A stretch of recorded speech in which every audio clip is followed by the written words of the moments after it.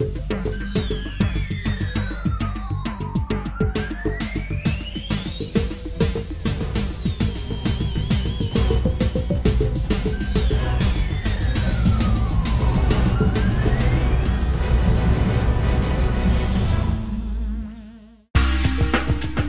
Batista Libânio é um dos teólogos mais respeitados do Brasil e atua como professor, escritor, conferencista e padre na Arquidiocese de Belo Horizonte.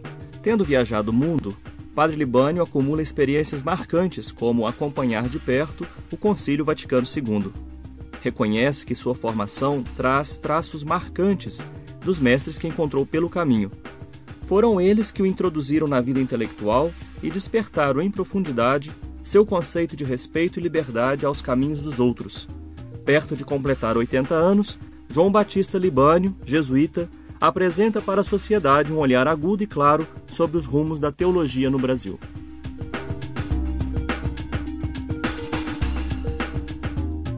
Seja bem-vindo, Padre Libânio. Participe do Religare pelo canal interativo ou pela internet. Ligue para a nossa equipe discando 31 3209 0122. Na internet, acesse tvhorizonte.com.br/religare. Em nossa página, você pode rever o programa, acessar o blog e nos encontrar nas redes sociais. Padre Libânio, na sua vida como religioso, como teólogo, você viveu um movimento eclesial e um conjunto de mudanças também na sociedade nos últimos anos. Quais eventos você destacaria, como os mais relevantes dessa sua experiência? Uma vantagem deve ter quem é velho, na verdade, ter vivido mais tempo. Eu vivi, vamos dizer, meus primeiros anos de vida religiosa, de estudos de filosofia, no pontificado de Pio XII.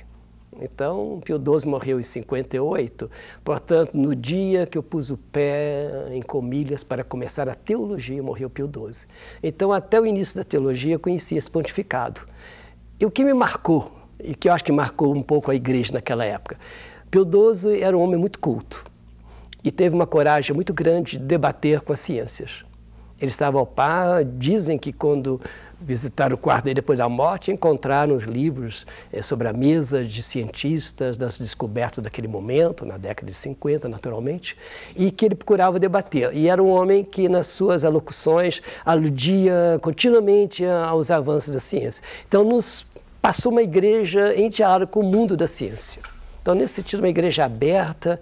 Agora, ao mesmo tempo, ele tinha uma consciência muito forte do primado.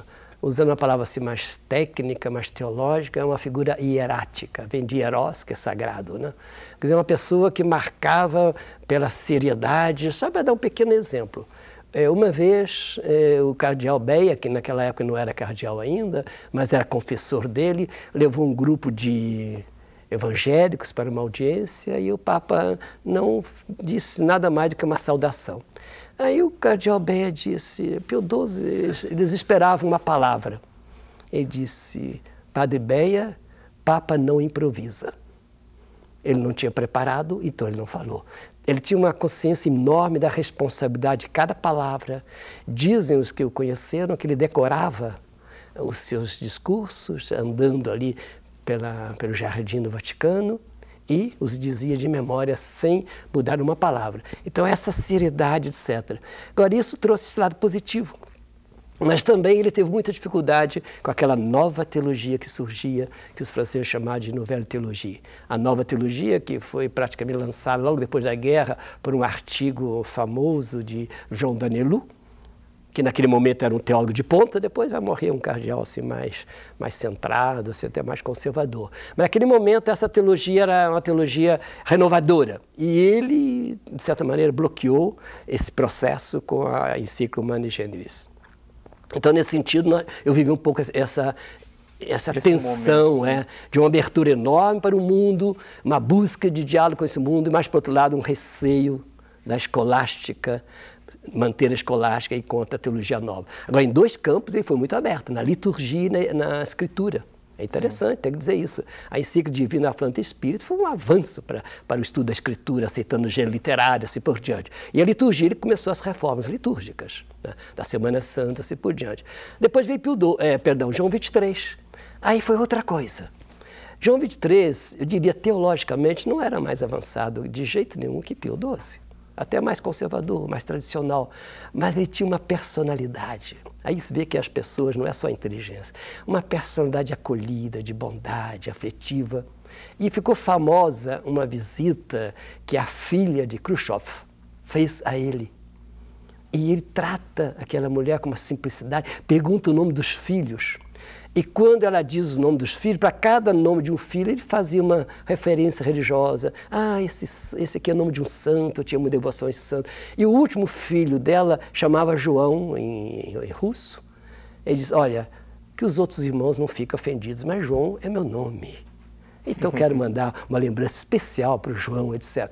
Agora, esse gesto não tinha nada de político, mas ajudou a quebrar aquele gelo, aquela dificuldade imensa entre a igreja e o mundo comunista, sobretudo na Itália, que o Partido Comunista foi rejeitado por Pio XII, de tal maneira que um católico votasse seria excluído da igreja. Então, nesse sentido, eu vivi já uma espécie de aurora de Pentecostes da igreja, mais existencial do que teológico.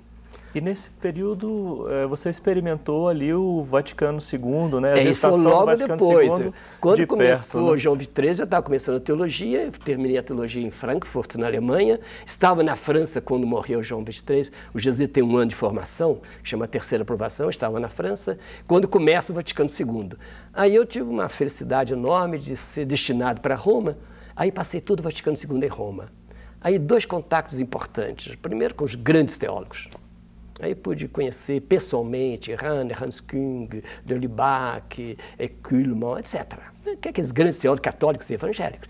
E havia um padre diocesano que ninguém quase fala dele, padre Guglielmi, muito sagaz, inteligente. Ele convidou todos esses grandes teólogos para falarem para o episcopado brasileiro.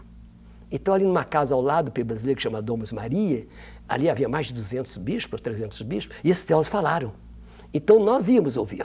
Então, eu via praticamente palestra de todos esses grandes homens. E eu era jovenzinho, tinha acabado teologia, ainda nem tinha começado meu doutorado. Então, para mim, foi ótimo. E depois, um contato com o episcopado brasileiro, porque eles hospedaram ali ao lado também. Eles iam celebrar a missa na nossa igreja, na nossa capela para os seminaristas. Então, foi um banho de igreja. E dessa igreja que estava num momento assim, de grande evolução e ebulição. Que o Conselho Vaticano II começou conservador. De tal maneira que praticamente todos os decretos preparatórios do Vaticano II, exceto da liturgia, foram rejeitados sem serem discutidos. Nem foram dignos de ser discutidos. Ninguém quase repete isso. Todos foram rejeitados pela grande maioria dos bispos. Então tiveram que construir tudo, eu diria do nada, exceto da liturgia, que está um pouco melhor, e aí aceitaram para debatê-lo. Os outros tiveram que começar, e sobretudo da revelação, que foi depois o tratado que eu vou lecionar como professor. Aquele começou de estaca zero, começou na primeira sessão, foi aprovado na última sessão. Foi o único... Atravessou todo o concílio, para mostrar que ebulição a igreja vivia nesse momento. E depois, que eu vim para o Brasil... Essa experiência no Brasil, como é que foi que você viu esses anos, né? No Brasil, quando eu cheguei, o Brasil estava também num grande processo de transformação. E a igreja estava se abrindo muito. Olha, o concílio Mas politicamente o cenário era outro. É isso, eu vou fazer agora um pouco o contraste. O concílio acabou em 65, eu cheguei em 69, tinha acontecido Medellín. Medellín, para quem não está acostumado, é uma reunião que os bispos latino-americanos fizeram na cidade de Medellín, na Colômbia, que foi o segundo grande encontro dos bispos da América Latina, onde eles deram um grande passo para frente. A opção para os pobres, comunidade eclesial de base, vida religiosa inserida no meio popular, educação libertadora. Aí houve a influência tanto daquela linha econômica do Chile, da libertação, e também de Paulo Freire. Então foi uma igreja, saiu... A renovadíssima Igreja da América Latina de Medellín. É um Vaticano II interpretado a partir da perspectiva latino-americana. Então, essa igreja comecei a viver aqui no Brasil. E 64, portanto, antes de Medellín, e 68, o AI-5, é tudo o contrário. Então o contraste era interessante. Uma igreja profética, corajosa, que foi perseguida, alguns padres presos, assassinados, torturados, né? E a igreja não teve medo. E nisso a igreja, os católicos, por exemplo, da Argentina, tiveram inveja de nós. Porque lá a igreja capitulou muito diante do governo militar. E a igreja do Brasil, com os grandes presidentes, eu brinco muito com, ironicamente, a dinastia dos Lochaiter, porque foi Dom Ivo e Dom Aloysio, Dom Luiz e Dom Ivo, os dois foram presidentes e secretários. Esses dois homens são realmente beneméritos para a igreja do Brasil, porque tiveram a coragem de enfrentar. E depois, tem dois grandes bispos, como Dom Helder e Dom Evaristo Arns. Claro. Então, esses homens foram realmente, para nós, que estávamos trabalhando naquele momento, e eu trabalhava com universitários, jovens. Até hoje esse grupo ainda existe. Agora, quando eu fiz 50 anos de padre, 40 deles se reuniram. Olha, da década de final de 60, início de 70. E eles achavam na igreja um pouquinho de oxigênio que eles não tinham na universidade, porque a repressão já estava lá.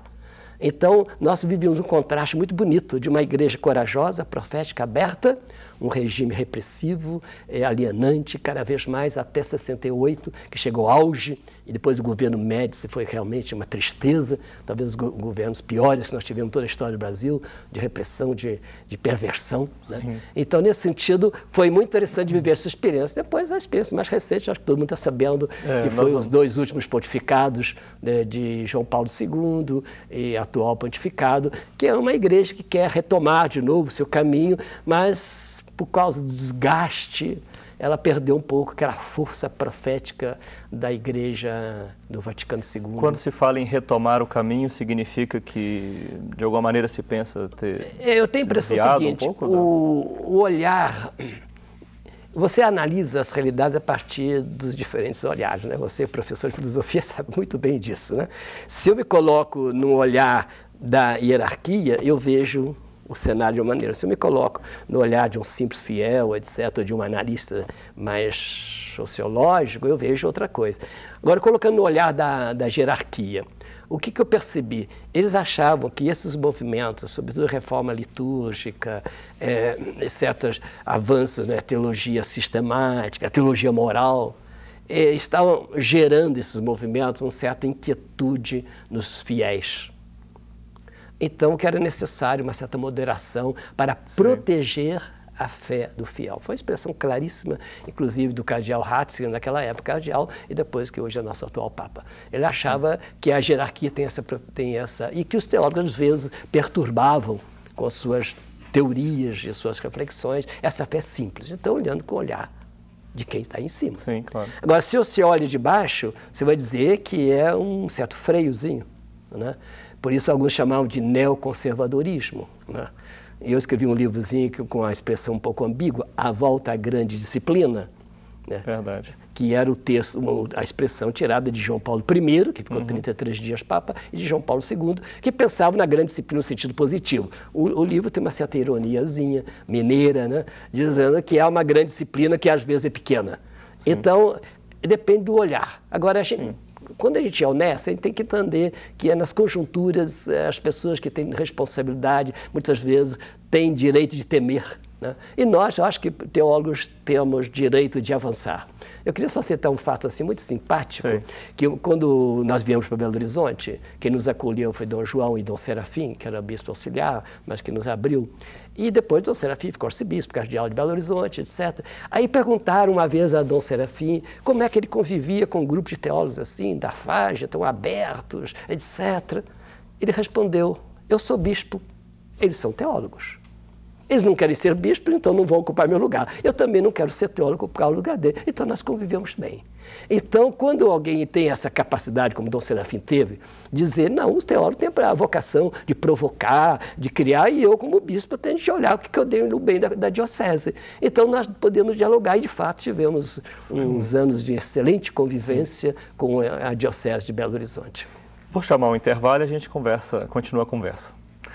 Padre João Batista Libânio conversa hoje conosco sobre o contexto da teologia, os fatos mais marcantes do pensamento teológico nos últimos anos. Nós vamos para um breve intervalo e voltamos já.